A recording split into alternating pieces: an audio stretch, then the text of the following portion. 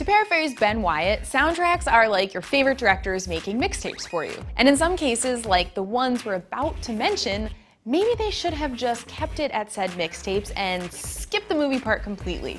Here are 9 sci-fi and fantasy flicks where the kick-ass soundtracks are better than the actual movies they were made for. Some of you may remember the movie Southland Tales. It was little more than a blip on a select few radars thanks to the film's extremely limited release, which followed what director Richard Kelly called a very painful negative reception at Cannes. To be fair, movies with titles that look like a tramp stamp probably won't play well to the Cannes crowd. But while the Donnie Darko director failed to find the same acclaim he had with his previous film, the soundtrack is pretty rad. That's at least in part to the film's music director, Moby.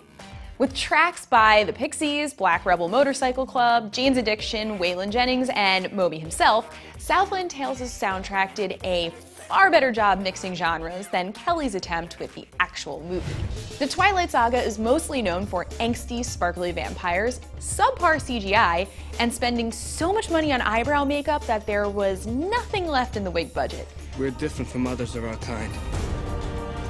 But to us, the franchise is forever known for boasting not one, not two, but multiple soundtracks that are far better than they have any right to be.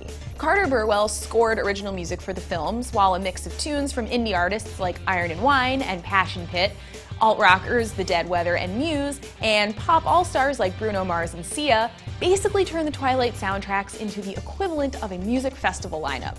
Seriously, if you played these in succession, you could just skip the thousands of dollars spent on tickets and cultural appropriation and have your own Coachella in your own apartment.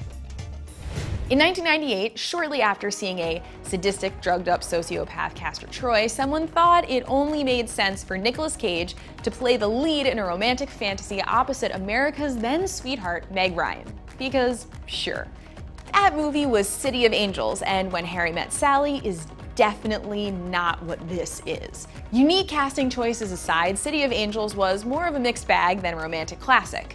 But its soundtrack, on the other hand, ended up certified platinum 5 times over.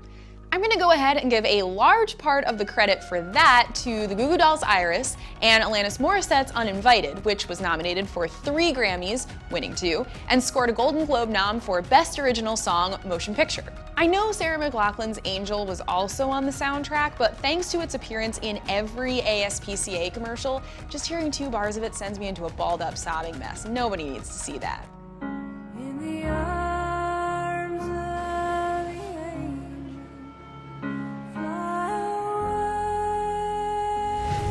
Speaking of messes, it's no Batman and Robin, but for some, Batman Forever signaled the beginning of the end for the 90s Bat-chise.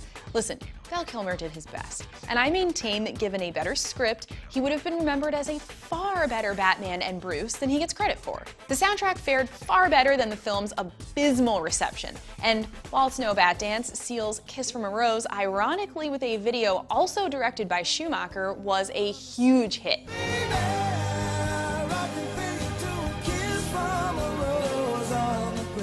The rest of the album's track listing was peak 1995, with songs by PJ Harvey, Brandy, Mazzy Star, and Method Man, to name a few. In fact, one could argue that almost every movie from the 90s has an awesome soundtrack regardless of the quality of that movie, and one would be right. Case in point, the cult favorite, The Crow. Are we fighting? Because I'm pretty sure we might be fighting. I know, it's certified fresh on Rotten Tomatoes, okay. And it's hard to dismiss the possibility that the unfortunate and eerily prophetic real-life events around the film may have, at least in part, had some impact on the reception of the film itself. Wherever you land on your feelings about The Crow, I think we can at least all agree that the soundtrack invoked every dark, grungy, goth-filled emotion the film was going for. And how could it not when it featured songs by The Cure, 9 Inch Nails, the Jesus and Mary Chain, and Stone Temple Pilots.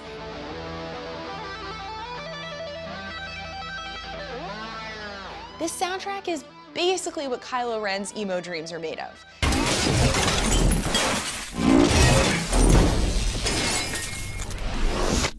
Anything else? The soundtrack peaked at #1 on the Billboard charts and was certified platinum 3 times. You might think the pick of Destiny isn't the kind of movie that would end up on one of our lists. but you would be wrong.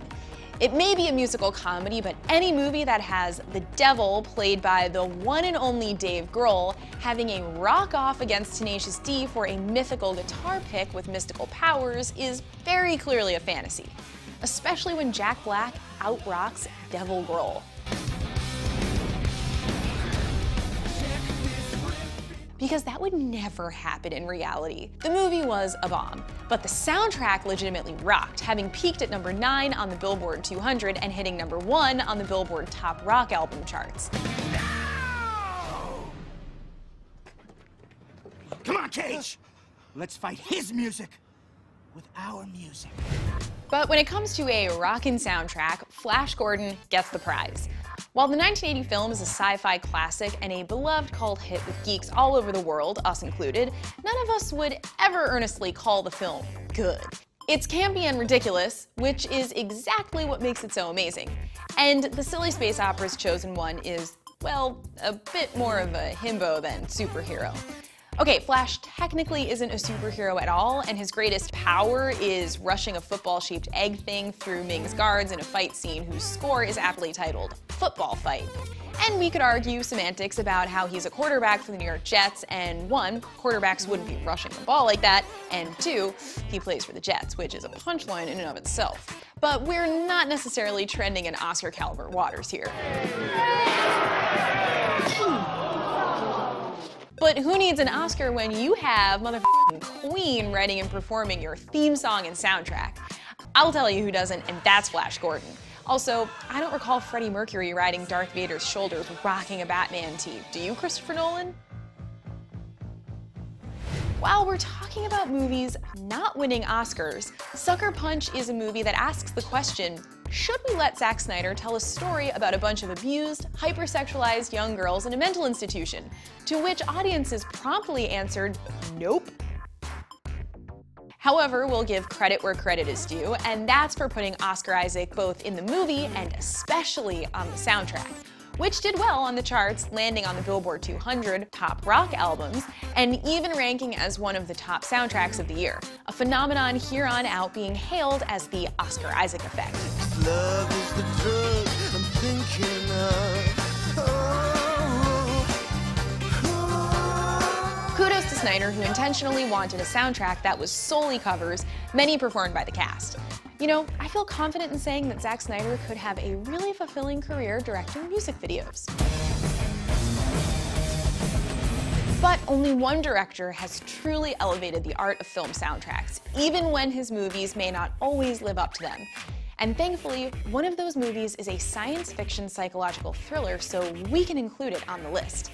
No discussion about movie soundtracks is ever complete without the name Cameron Crowe. Based on the 1997 Spanish film Open Your Eyes, Vanilla Sky didn't measure up to its well-received predecessor. But in true Cameron Crowe fashion, it had an amazing soundtrack and even earned an Academy Award nomination, which is only fitting when the film's director is a former rock journalist and his then wife, who helped him score the film, was rock legend Nancy Wilson of Heart. Vanilla Sky's soundtrack, like almost all of Crowe's films, is an eclectic mix of music spanning genres and, in this case, decades, with songs from Sigur Rós, Jeff Buckley, the Rolling Stones, the Beach Boys, and it's widely believed that because of the soundtrack, the film has amassed somewhat of a cult following. And that's it for our list of sci-fi and fantasy films whose soundtracks are better than the films themselves. Let us know in the comments some of your favorite genre soundtracks.